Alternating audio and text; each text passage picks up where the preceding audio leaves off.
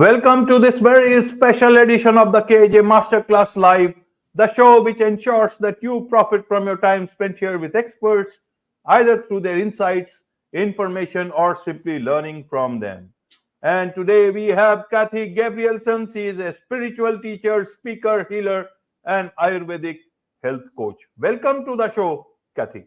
Thanks for having me, AJ. I'm excited to be here. You are welcome to the show, Cathy. You are welcome to India in this online format, and I'm sure not just in India but a lot of people across the globe will benefit from what we can learn from you, from what we are going to talk about. We'll be talking about how people can detoxify their life in a mind, body, and spirit sense of the stuff. So my first question is to understand, Cathy. People have generally one life and maybe one near death experience. You have one life, two near death experience. Tell us a bit about that experience. A bit about your background, about those two experiences, and then we'll look at detoxifying our lives. Yeah. Well, I had to learn how to detoxify my life. I didn't figure that out until after I died twice. But the first time I had a near-death experience, I was young, about 18 years old in high school, and I was in a really horrific car accident with my boyfriend.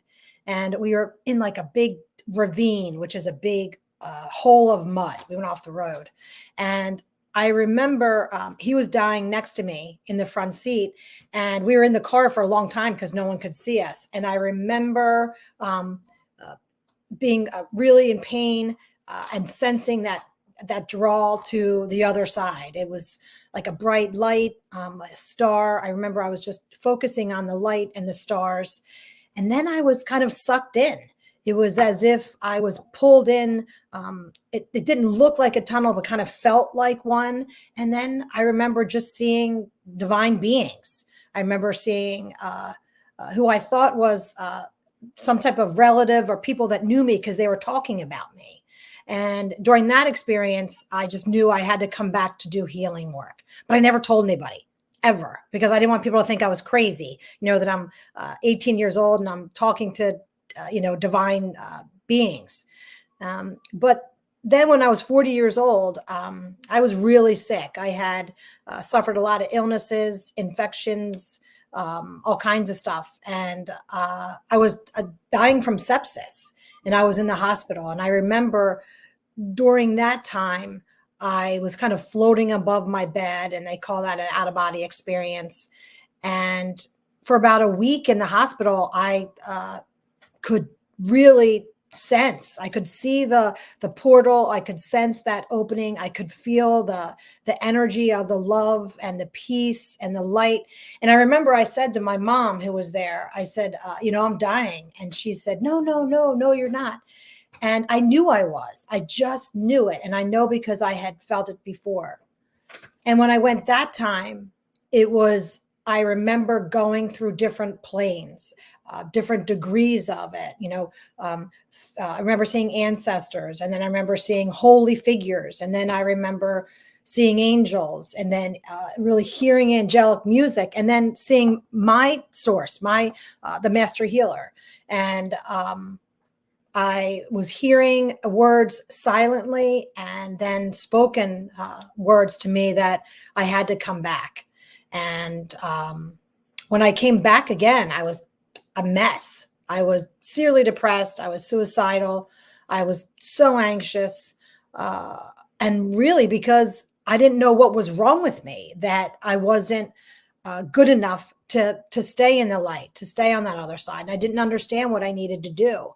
But what I really learned from the other side was that I hadn't done me. I hadn't been in alignment with myself. I spent my whole entire life being overpowered by other emotions and energies. And I was really, really sick. Not only was I physically sick, but I was mentally and emotionally and spiritually really wounded, really, really wounded. So that's kind of it in a small perspective, but it was a really powerful experience.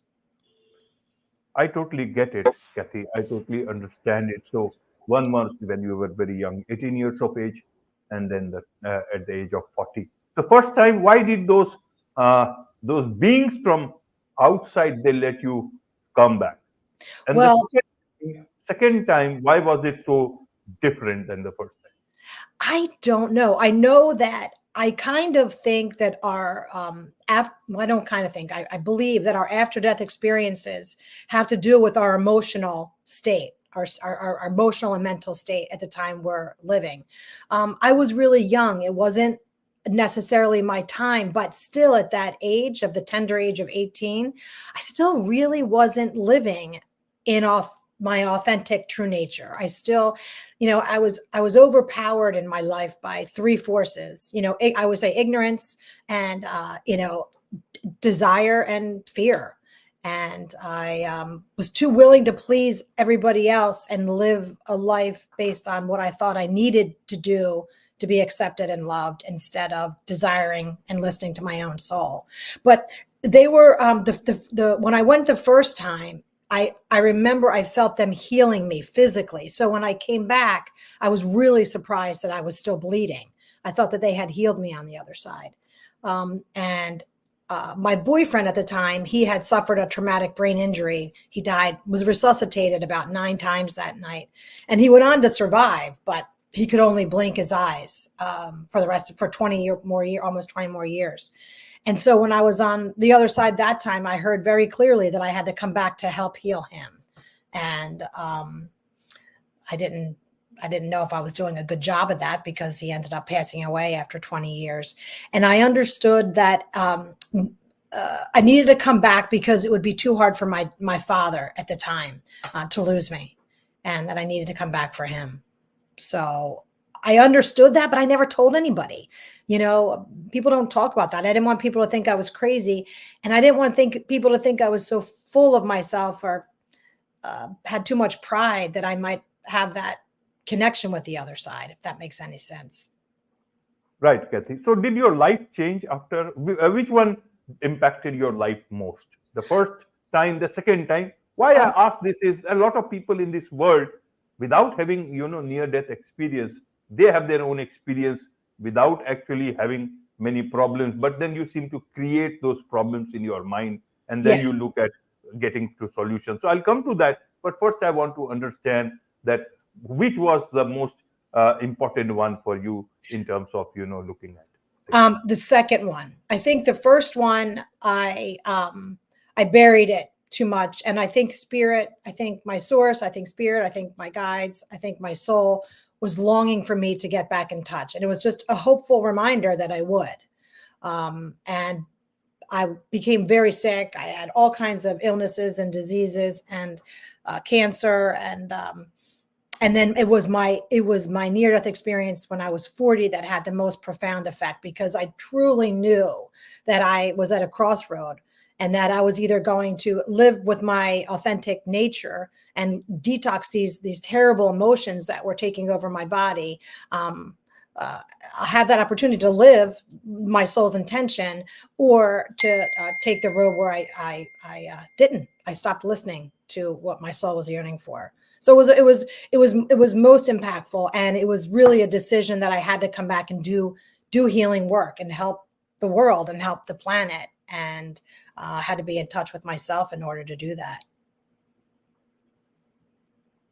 Right, right, Kathy. Mm-hmm.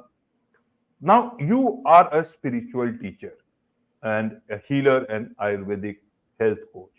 As a spiritual teacher and healer, what is it that people come to you for? What is it that they face most in their lives that you heal them? I want to understand from now the people's perspective and the way you are able to help them. Yeah, that's a really good question, because a lot of people come for different reasons. Some are really sick and dying, and they need help, maybe preparing for the transition. But most people, when it comes down to it, they are coming because they're really stuck in life. They can't move forward. They're wounded in some way, or they have some trauma that they can't get over. A lot of people come for anxiety. But what it is that I've found with the majority of the clients is that they really just need to know how to love themselves, that they, at some point in time in their life, they chose to be more afraid than fill themselves with love, fear of people's responses, fear of how things were going to go. And people just had to learn how to love themselves authentically. But when I say that I'm a healer, I mean, you're a healer too. Your work that you're doing is healing and helping people. We're just conduits to that source and been guided to help people along the way. So when someone comes to me, with the support of guides, I'm able to see what the block is, where the wound is, and then help them remove that wound and let it go. Stop holding on to it. Help it to get out of the way. Right, right. So, a lot of people now with all these issues in their mind, body, or spirit, how do they get started? Where do they get started first with? The mind, the body, or spirit? And where is the difference between mind and spirit? Help us about these two. That's a good question. It's all super related. If the mind, healthy body, healthy body, healthy mind. What we do is that we focus so much on this physical body that we lose connection with the fact that the majority of us is spirit.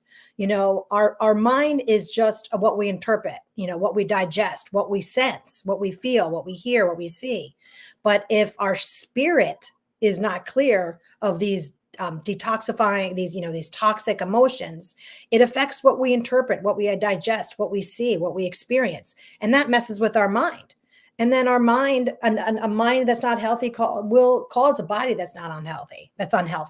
We can see that with people that are anxious or worried. They suffer from maybe heart palpitations or, panic attacks and that kind of stuff.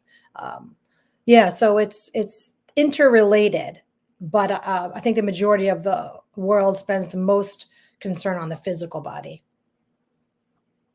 Right. But how do they connect with the non-physical body, the spiritual part of themselves? A lot of times people think, that this is just one life. This, especially the young generation, they talk about YOLO, you only live once. And a lot of not so young also will start believing that until unless they come across some problem. And then they think, okay, there is a life beyond this. But that thing is developing more nowadays. But I want to understand about those things who are still to look at the world from a different angle. Yeah. Well, it was hard for me to understand. I didn't know. I mean, I wasn't connected to my spirit body. I just wasn't at all. I was really connected to the here and now, which is great to be present in the moment. But,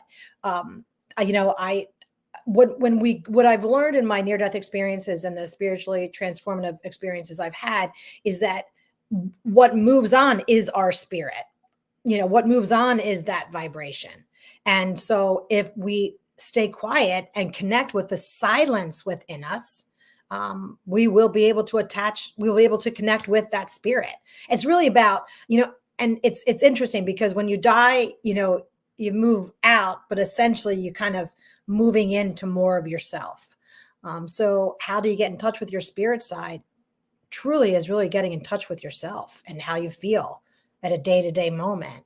And it's really all about your feelings, your emotions. Our emotions fuel us and they fire us. And, we've got to really take into consideration how we're feeling throughout the day, how we're living, and the more that we connect with the non-physical part of us, that emotional part, you'll eventually start to tap more into that spiritual side because you'll start to appreciate a side of yourself that you hadn't known before. Right, Cathy. There is much to learn about these things, and I'm sure a lot of people can learn a lot from your book, Trying to Live, Surviving Near Death. The title says few things, but please explain what exactly have you dealt with in the book, what people can learn from that.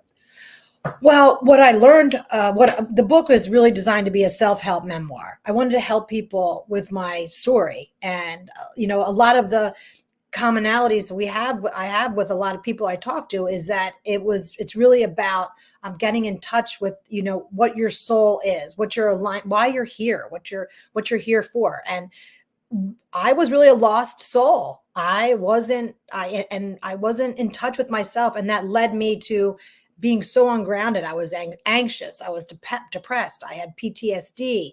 I was drinking too much. I started to smoke cigarettes, like 2 packs of cigarettes a day. I just didn't want to be with my spirit. I didn't want to be within my body. And so the book, it tells a story of my my challenging and traumatic experiences, and then how to heal anxiety, how to heal from depression and PTSD, and what it's like to get addicted, because we've all had trauma. I mean, trauma could be getting lost in a parking lot from your parents. Or trauma can be a serious abuse, or it can be a loss, can be an accident. We've all had trauma, and that trauma really can stick with us. The effects of it, the fear, can really stick with us. And the book really, I hope to help people heal from their own traumas and see the beauty in the suffering, really. Absolutely. There is much to learn about these things from you, Cathy, and I'm sure a lot of people would like to connect with you and learn also that the spirit is actually not in the glass in their hands, but it's in something outwardly, and that is real and forever. Yes. So for those people who are who want to learn from you, understand things better, get your help, what's the best way for them to do so? The best way is just to reach out to my, KathyGabrielsen.com and message me. I can certainly offer some complimentary time to people if they need some help or direction. I also have a lot of little courses and stuff, but I do mentor people. I consider myself like a mind and spirit mentor, helping people to really get in touch with their own self and mind their mind, and, how to identify more with their spirit self. Because truly, we all know most of the people need permission. My mom used to tell me, don't tell anybody what you do. And I was like, I wrote a book. Everybody's going to know what I do, Mom. It's like this weird taboo woo-woo stuff, but it's real. It's real. And I had to get away from the fear and trust that, this is what I'm meant to do. And we're born with it. Everybody's born with the intuitive gift. Everybody's born with these really wonderful gifts, superpower gifts. We've all had them. It's just an opportunity of touching, people taking the time to really tap into it. Absolutely. With this, it's a wrap on this very special edition of the KAJ Masterclass Live. Thank you so much indeed for joining us. Thank you.